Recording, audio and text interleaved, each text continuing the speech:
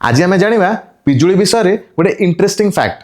पिजुली रे अच्छी dietary fibre आपण बॉडी पे जो फाइबर हेल्पफुल से फाइबर अच्छी पिजुली रे। गोटे मीडियम साइज पिजुली रे 5 to 9 ग्राम्स रो फाइबर कंटेंट अच्छी जोटा आपणकर डेली नीड्स रो 12% को फुलफिल करे।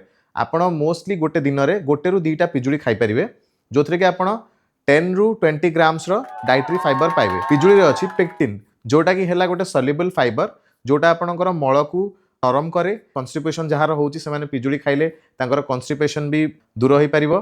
आउ गोटे जिनस है जदि आपणकर डायरिया होची ताहले भी पिजुली आपण खाई पारिबे। आ बाकी रहला जो माने डायबिटिक पेशेंट अच्छंती से माने भी पिजुली खाई पारिबे।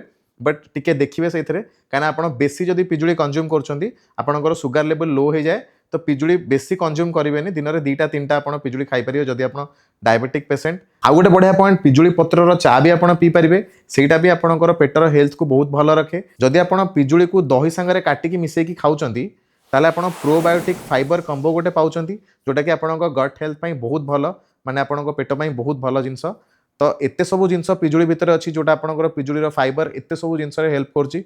तो डेली गोटे गोटे पिजुली निहाती खांतु आपणकर गट हेल्थ को भल रखंतु। Thank you.